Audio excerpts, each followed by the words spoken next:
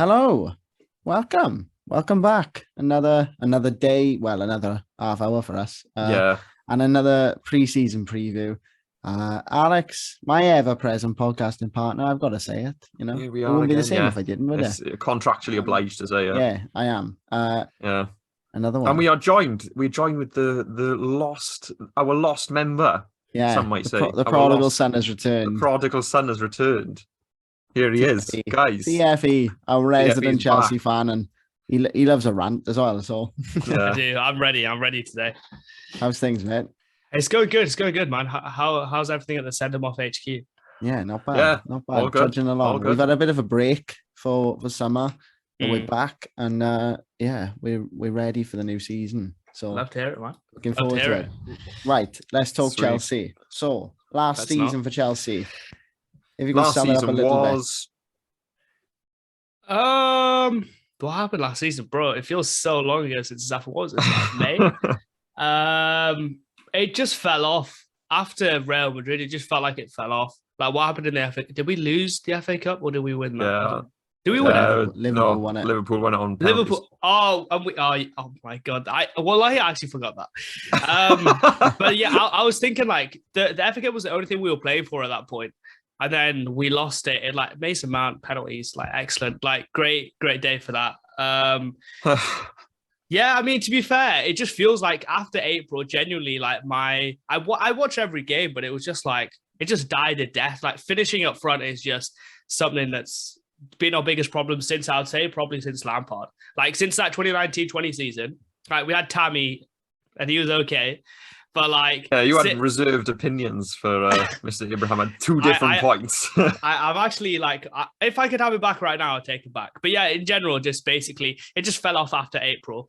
But am I looking forward to the new season?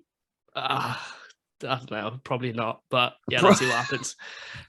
That was my Probably next not. question. What can we Yeah. expect? What's going to be different this year? What can we expect from Chelsea? I mean, I hate this because it feels like I'm an Arsenal fan, but just top four, really. Just top four is kind of what I'm aiming for. Like Spurs just look different gravy. Like Arsenal just absolutely, finessed us 4-0 in Orlando. That wasn't a great game to watch. Didn't stay up to watch it, so that was good. But yeah, like it just feels a bit meh. Like in the transfer window, we're getting screwed over by Barcelona constantly. Like lost out on Koundé. I didn't want Rafinha, to be honest. I thought it was pointless buying him, but we lost out on Rafinha, lost out on Lewandowski. We're not getting Ronaldo. I back Tuchel on Ronaldo because I'm like, he's won us the Champions League. He's done so much for us. I kind of want to back him, but like, come on, like Ronaldo in the Chelsea blue, that would have been beautiful to see. But it's just kind of like, I don't even think we're good in the Champions League. Like 2 years ago when we won the Champions League, I genuinely thought we would. Like I said in December of that year, like of the prior year, 2020, yeah, we can go ahead and win the Champions League. But the way we're playing now, I know it's just preseason, but I don't have much optimism. I remember this time last year, I was saying first 5 games will define our season. We can win the league, right? This year, I don't think so. I don't hold out much hope for Chelsea this year. Even with the signings, Sterling. I mean, they're solid, but we lost Rudiger. Like, you lose Rudiger. Christensen's okay, but he's good rotation, but we haven't replaced him yet. I saw he's gone as well, haven't he? Yeah, he's gone. He went to and I think Barca. Aspi might go. Alonso's like washed anyway, but like But I would prefer him. What about Koulibaly? He's a good, like he's a top guy, but it's like I feel a bit depressed. He's a top guy. He's a good bloke, like, isn't he? No, he's a good guy. Like I know him well. It's from my time back in Napoli. But like, yeah, I feel a bit deflated, to be honest. Like it probably comes off in my vibe, but I'm just a bit deflated. Yeah, this isn't the usual TFE. Because I'm not confident. Because I'm Yeah. seeing, and the worst thing is Arsenal and Tottenham. I don't think there was a point in my Chelsea experience. Like I'm 22 years old now. Don't think there was a point in my Chelsea experience where I really went, yeah, Arsenal are a problem, or yeah, Tottenham are a problem. And now I'm like, are we behind these two like schmucks of clubs? Like, really, are we actually behind them? Right. But like, yeah, if we get top 4 this season with the new ownership and stuff, I'll be happy. But it's like, I don't know, man. I don't know. Is the forward line a problem? Is the striker causing you a problem? Yeah, basically. Like, Timo Werner's in talks to be swapped for Alvaro Morata. Again? Swap him for Alvaro Morata is actually a conversation that's been happening. And like, would I take Morata over Werner? Probably I would. To be honest, probably I would. Everybody knows Alvaro Morata is just a means of laundering money in football. That's all he is. He's just there. I get that, but he's like Werner. He's going to end up at Barcelona soon. No, but Werner is ass. Like he's actually like Here's an opinion I chucked into the group chat with the boys not so long ago. Now that Sterling's gone to Chelsea, I think we'll see Timo Werner score quite a number of goals this year.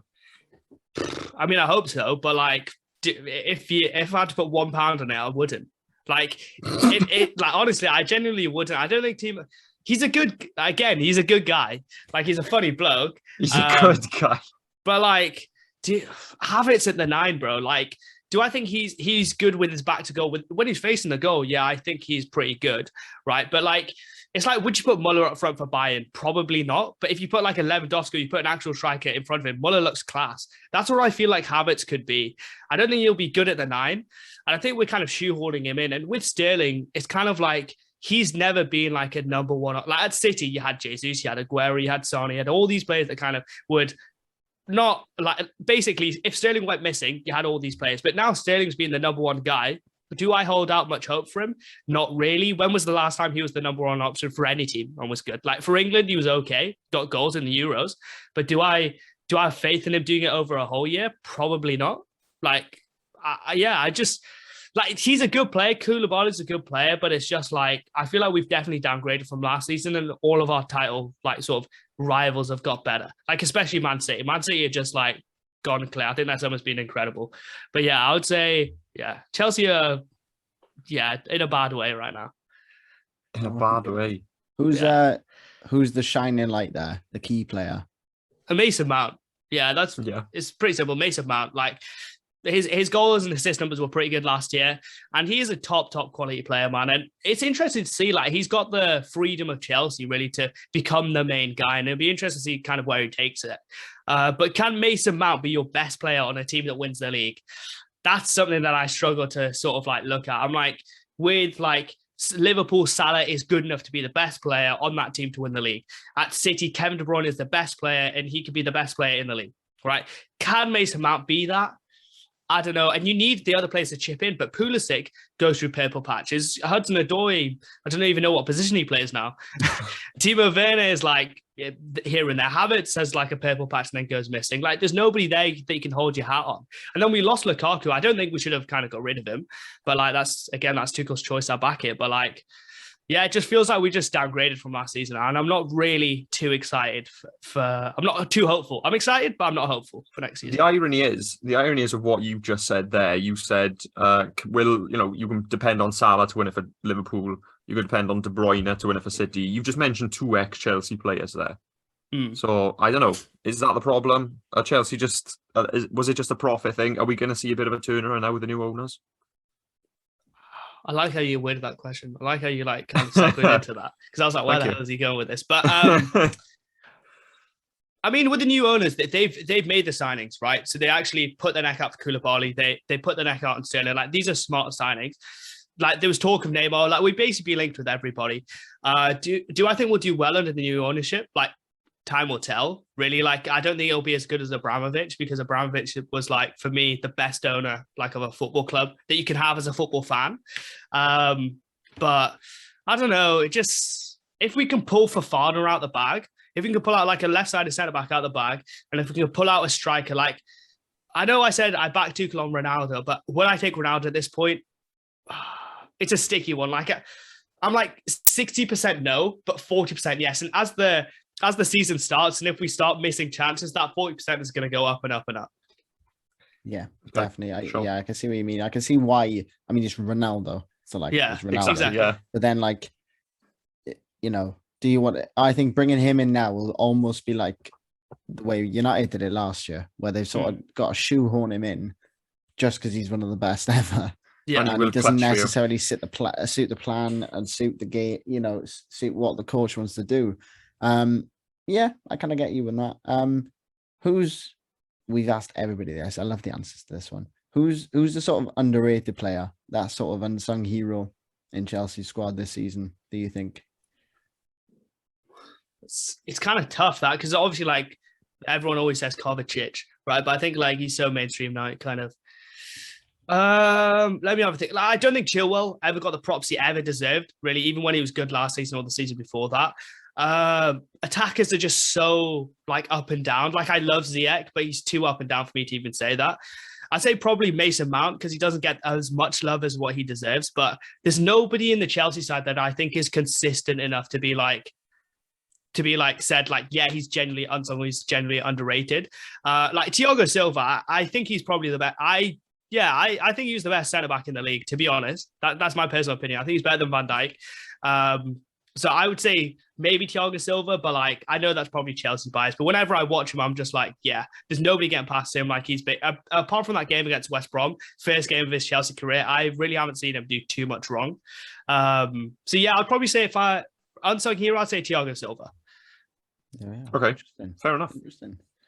But Trevor Chalobah is dead. That's all I want to say actually about the centre back. Trevor Chalobah is actually like, I remember there was like a 4-game period where he just conceded a penalty or like would basically should have conceded a penalty 4 games in a row, like right centre back, I think. The left winger would just always burn him for pace and he would just drag the back every time. I think it was like Norwich, bro, it's Jacob Murphy. I remember Jacob Murphy got pulled down for a penalty. It should have been a penalty to Newcastle. I was like, how's he getting away with this?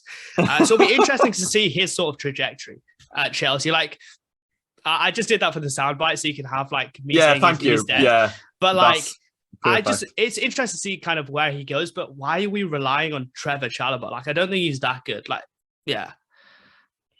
But give him Trevor Chalobah. There we are. Thank you. There we are. Thank you for coming to your TED talk. Yeah. Trevor Chalobah. He's the new Tammy Abraham. Yeah, just absolutely slating Trevor Chalobah. Slew him. I didn't even ask you about Trevor Chalobah. Just came out and just decided to choose violence. Yeah, I mean, like, yeah, that's, I don't know. Chelsea just, it's weird, man. Because when you asked me to come on this, I was genuinely thinking, like, what is there to say? Like last year, there's so much hope, there's so much confidence, so much belief, right? But like this year, it's just kind of like nothing's going well. All our signings that we were linked with, like, this is why I don't like watching the news, because it's like you get linked with these players, you get your hopes up. Linked with Neymar, linked with Tchouaméni, linked with we were even linked with Calvin Phillips, linked with Koundé, linked with Rafinha, linked with like so many players that I think would have elevated the squad, and then nothing happened, and we didn't get rid of any players. Like Werner, I think should have been gone a long time ago. Like at the start, if you get rid of him at the start of the window and like bring somebody in, then I think it's good. But it's like, you're going to do your transfer business late. And the whole thing for me with Tuchel was his attacking thing is the thing that hasn't calibrated yet. Right. But I think that is like his main asset for when he's at PSG and Dortmund and stuff. But it hasn't calibrated yet. But you need a full preseason for that to kind of like come together. And now you're bringing in like a attacker. You see what happened with Lukaku? He came at the very end of the window, like towards the end of the window.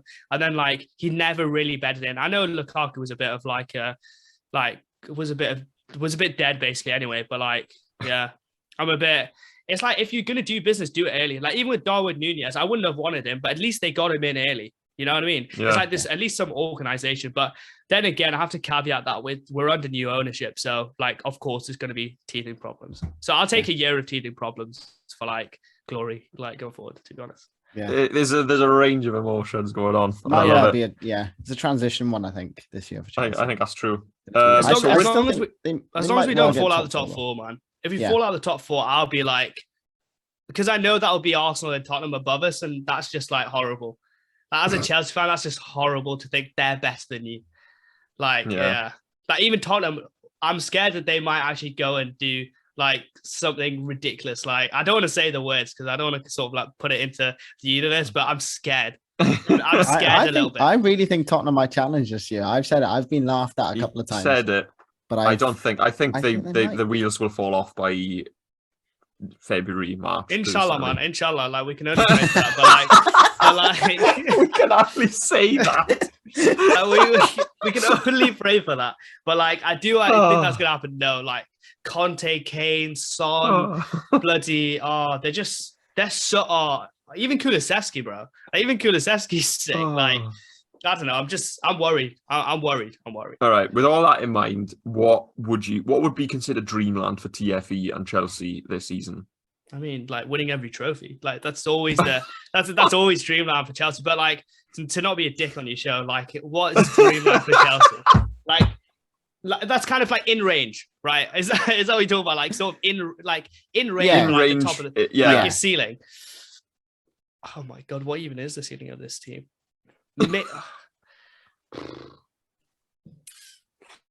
I wouldn't say challenging for the league because you're hoping that Klopp flops and Pep flops and Conte flops. It's not going to happen, right?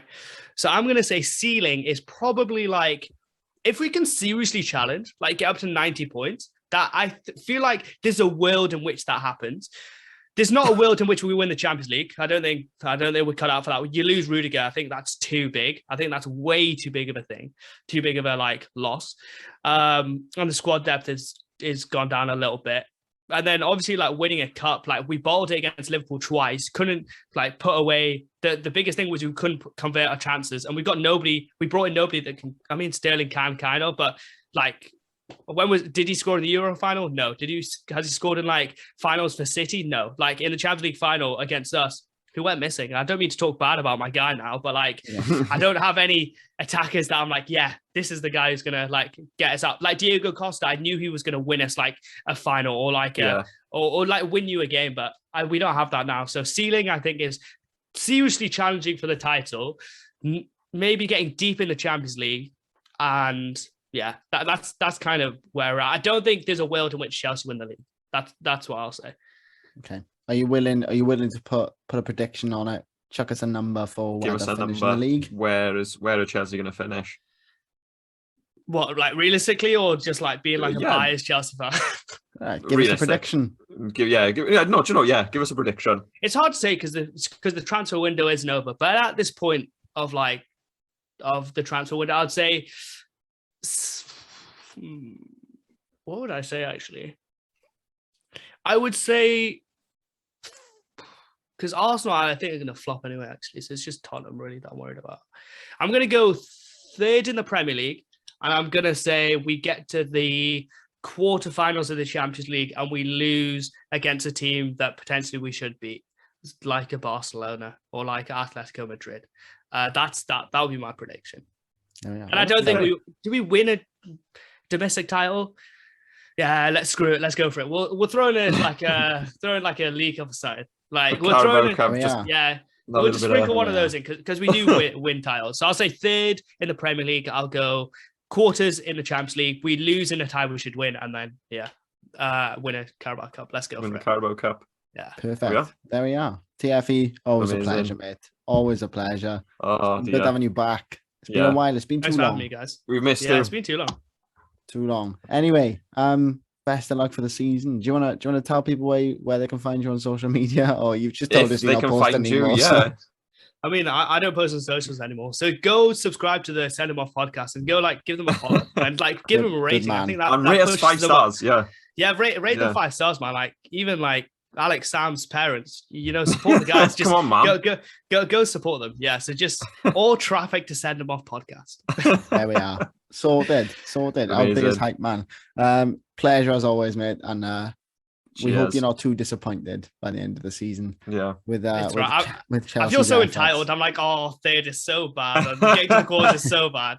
It's so entitled, but yeah. Imagine being a Swansea fan, man. You got Ben Cabango, bro. Oh yeah, I forgot about that. I forgot about that. Yeah. How could you forget? I want him at left centre back. You don't want a right centre back. Anyway, on our bombshell, as Top Gear would say, we'll leave it there, and we'll see you for the next one, which I think is Spurs, which could be interesting based on what based on what he's just said. Told us. So we'll see you soon. Go on, have a listen to that one as well. Go on, have a listen to that one. And we'll see you next time. See you later. Bye.